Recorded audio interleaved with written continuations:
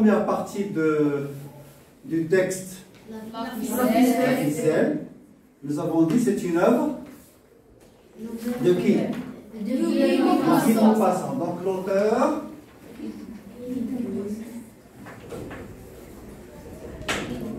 Guy de Maupassant.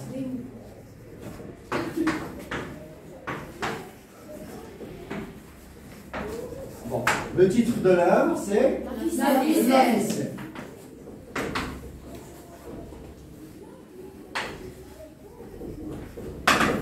Bien.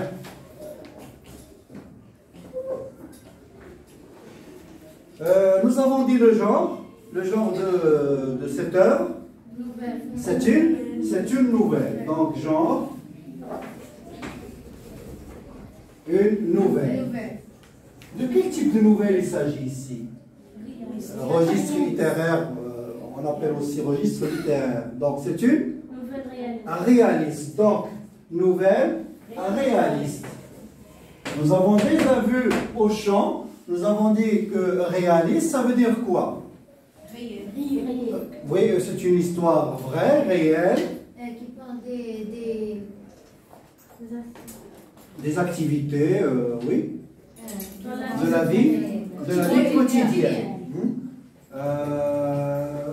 Bon, quand on dit la nouvelle réaliste qui parle de la vie quotidienne, ça veut dire quoi? Qu'on va trouver quoi? Les actions, les événements, quoi d'autre? Les lieux. Par exemple, ici on parle de quel lieu? C'est une ville qui s'appelle Goderville. Bravo. C'est un village, c'est une campagne. Bien. Et dans cette campagne, chaque semaine, on organise quoi? Un marché. Très bien. Donc on va décrire qui? Quoi? Tout d'abord quoi? Le marché, les marchandises, etc. Et on va parler aussi, on va décrire aussi les personnages. C'est-à-dire ce sont des qui habitent à la campagne, ce sont des campagnards ou bien des paysans. Voilà. Donc c'est ça ce que veut dire réaliste ou réalisme. Ça veut dire quand on décrit les lieux, les personnages, la vie quotidienne des habitants. Bien. Ensuite, donc, nous avons déjà parlé de la naissance de l'auteur. Il est né quand? 1850. Donc, naissance 1850. Et le décès 1893. Bravo. Dans la première partie, nous avons vu que les personnages, tout d'abord, Maître Oshkor, oui, et celui qui est Maître Malandin, et celui qui a perdu le portefeuille s'appelle Monsieur Holbrook. D'accord? Bien. Donc, qu'est-ce qu'il a trouvé pour résumer ce que nous avons vu? Qu'est-ce qu'il a trouvé, Maître Oshkor, sur son passage vers le marché, sur le chemin? Il a trouvé un bout de ficelle. Il a trouvé un bout de ficelle. Bien. Et puisqu'il est économe, pourquoi il a ramassé? Pourquoi pour lui cette ficelle a une importance? Oui? Parce qu'il dit qu'il va le servir un jour. Qu'il va lui servir un jour. Bravo. Donc il va lui servir un jour. Donc il va peut-être utiliser ce bout de ficelle, peut-être, pour nouer quelque chose, pour lier quelque chose, etc. Bien. Et normalement, puisqu'ils sont pauvres, comme l'œuvre que nous avons vue au champ, ce sont des compagnons qui sont pauvres, donc pour lui, même s'il est pauvre, mais il a honte, parce qu'il a ramassé la ficelle tout en regardant autour de lui, si peut-être quelqu'un va le voir, parce qu'il va se dire, tiens, il est pauvre, parce qu'il ramasse n'importe quoi sur son... Donc il a vu Maître Malandin qu'il a vu. Donc c'est pourquoi il a honte. Et il a essayé de faire semblant qu'il n'a pas ramassé le bout de ficelle, que peut-être il a perdu quelque chose, et il se met à faire comme ça, hein, pour montrer à Malandin qu'il cherche quelque chose qu'il a perdu. D'accord? Bien. Mais l'autre, peut-être il a compris, ou peut-être il veut accuser comme ça parce qu'il est ennemi. C'est son ennemi, donc il ne l'aime pas. Peut-être il veut l'accuser comme ça parce qu'il ne l'aime pas, ou bien parce qu'il n'a pas bien vu la scène. Donc il a cru qu'il a ramassé le portefeuille. Bien. Donc, avant de voir la suite de l'histoire, nous avons dit que pourquoi Malandin n'aime pas Maître Rochefort. Pourquoi il ne l'aime pas? Pourquoi c'est son ennemi? C'est un détail peut-être que vous n'avez pas saisi, que vous avez perdu comme information. On dit qu'il avait des problèmes avec lui. Hein? D'après l'histoire, et c'est une question de cordes, de liens, qu'on appelle l'ikou. C'est une reine, si vous voulez, avec laquelle on tient le cheval. Hein? C'est une corde de cuir avec laquelle on tient. Donc peut-être il ne voulait pas lui vendre, peut-être il l'a trouvé quelque part, peut-être donc ils avaient un problème concernant cette corde de cuir. Bien. C'est pourquoi, donc c'est un problème entre les deux. Eh bien, nous avons dit que quelqu'un a perdu son portefeuille. C'est très bien. Eh bien, pour lui, c'est une occasion, comme nous avons dit, d'accuser Maître Rochefort. Donc, il est allé chez la mairie, chez le maire, si vous voulez, à la mairie, chez le maire, pour lui dire que j'ai vu celui qui a pris le portefeuille. Donc, il accuse directement Maître Rochefort. Bien. Un moment, l'auteur décrit un petit restaurant dans lequel on mange, on boit, etc. Donc, il a vu les gendarmes arriver et ils ont demandé où se trouve Maître Rochefort. Bien, on lui a dit que le maire veut vous voir. Il veut lui poser des questions concernant quoi? Le portefeuille. Qu'est-ce qu'il contenait le portefeuille? Combien? Oui? 500 francs. 500 francs et aussi des papiers, une affaire. Bien. Donc, pour celui qui a perdu le portefeuille, ce portefeuille a une valeur, n'est-ce pas, importante. C'est pourquoi il veut à tout prix récupérer son portefeuille. Eh bien, donc, si vous voulez, les étapes, nous avons déjà parlé l'année dernière des étapes du récit. Nous avons dit qu'il y a l'étape initiale, l'élément perturbateur. L'élément perturbateur, c'est quoi ici dans ce texte? C'est la perte du portefeuille. Bien. Donc, l'élément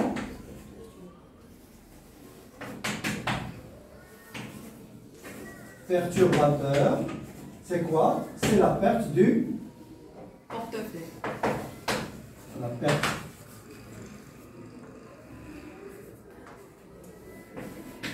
du portefeuille et par la suite l'accusation de Maître Rochefort.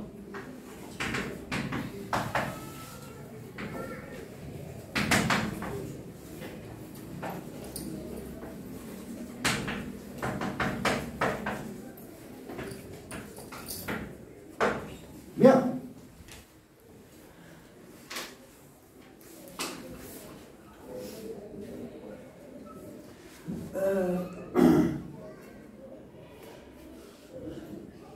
Bien sûr, Maître Rochefort va essayer de se défendre.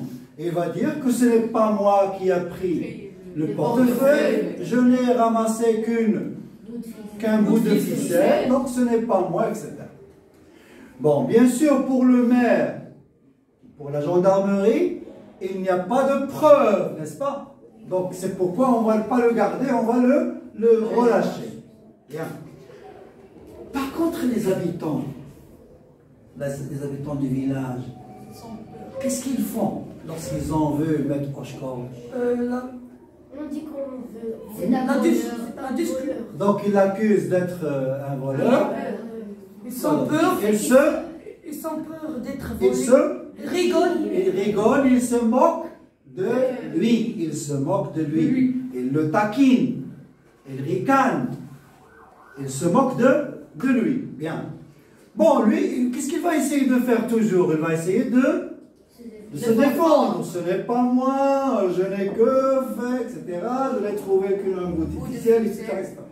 Mais est-ce que les habitants vont le croire? Non, ils ne vont pas le croire. Pourquoi? Parce que pour eux, c'est un voleur. Bien. Vers la fin du texte, heureusement, on a trouvé le portefeuille. C'est un valet qui a apporté le portefeuille. Je l'ai trouvé. Donc, pour lui, c'est quoi? Il va être heureux parce qu'on a trouvé enfin le portefeuille. Mais est-ce qu'il va vraiment être heureux? Non. Même s'il va expliquer aux gens, vous voyez, ce n'est pas moi, on a trouvé le portefeuille. Mais quand même, on continue à se moquer de lui. On continue à se moquer de lui. C'est pourquoi à la fin, il est devenu triste. Et il meurt même de ça, à cause de cette tristesse, à cause de ce malheur, de fait d'être accusé de voleur. Et c'est un sentiment triste, si vous voulez, quand on est accusé, quand on est innocent, et on est accusé de quelque chose, on ne peut pas prouver son innocence, donc ça devient pour nous, pour n'importe qui, un grand problème. Et ça devient plus tard une tristesse. Et qui peut, comme nous avons vu dans le texte, peut causer la mort de la personne. D'accord? Bien. Deuxième message que l'auteur veut nous transmettre, c'est que jamais dit quelque chose avant de connaître la vérité. Avant de connaître, donc il faut tout d'abord connaître la vérité avant de dire n'importe quoi. Oui. Quoi d'autre? C'est quand on est accusé de quelque chose, c'est difficile de le prouver. Même si on prouve notre innocence, ça devient difficile de convaincre les gens. Ils ont toujours peur de toi. Même si vous changez, lorsque vous êtes un voleur et vous changez, vous allez faire le pèlerinage, vous devenez un homme honorable, honnête, etc. Mais malgré ça, on va dire, tiens, le menteur est venu, ou bien le voleur est venu. Donc toujours, cette accusation reste toute la vie. Même si on change, etc., ça restera toujours la même accusation et les gens ne vont pas oublier facilement. Voilà. Bien, on va faire un petit résumé. Qu'est-ce qu'on va dire? Vous me donnez seulement les événements importants. Donc, oui, mettre Oshkor. Oui, donc, où ça tout d'abord? Dans la ville ou dans le village de Godorville. Alors, maître Oshkor, qu'est-ce qu'il a fait? Voilà. Maître Oshkor a trouvé un bout de ficelle. Un bout de ficelle. Et puisqu'il est, nous avons dit économe, et qu'il sait que n'importe quelle chose peut nous servir plus tard, il va la ramasser, n'est-ce pas?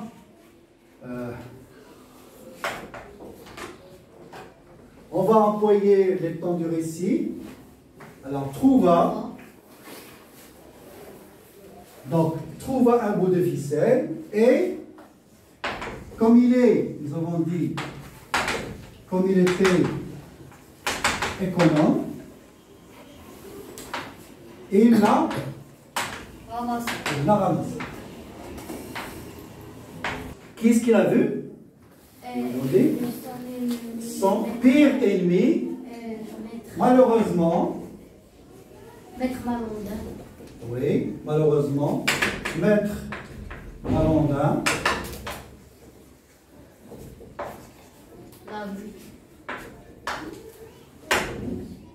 son pire ennemi, Oshkorn.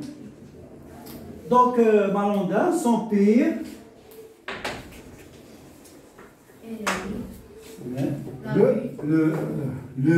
c'est simple, voir, le dit, hein? Le dit, on va voir au passé simple, le vit, et par la suite, Allah, il l'accuse, Allah, de dire Allah, gendarmerie. Son pire ennemi, non, et puisque M. Boulbrock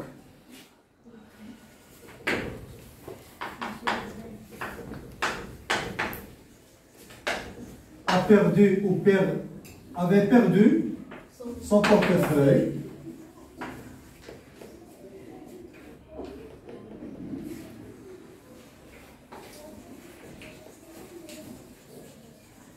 donc il alla à la mairie pour leur dire que c'est Maître Oshkorn qui l'a pris.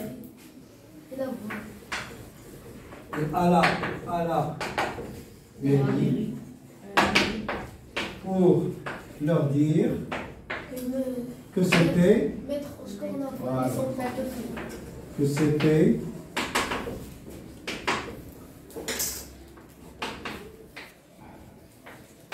Oshkorn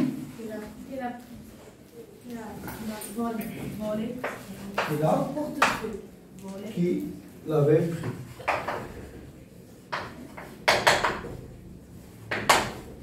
Bien. Nous avons dit qu'il fut convoqué par le maire, etc. Il a essayé, il a beau chercher à prouver son innocence, personne ne l'a cru. Hein? Donc,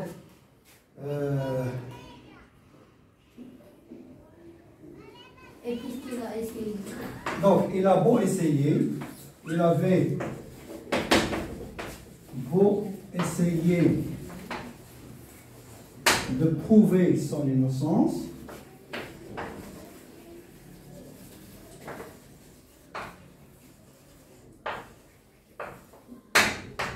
personne ne le crut, n'est-ce pas? Personne ne le crut. Et même, que font les paysans des villages, les habitants des villages, ils se moquaient de lui. Donc, et même, les habitants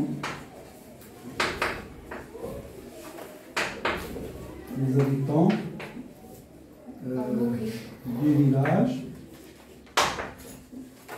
continuaient à se moquer de lui.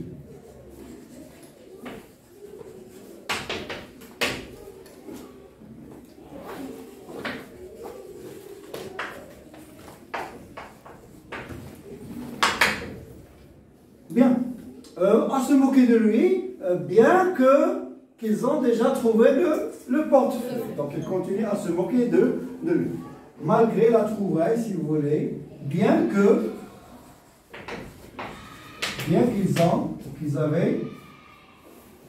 qu'ils trouvèrent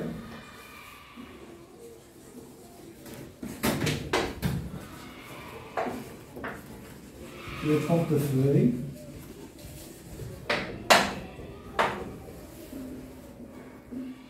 plus tard.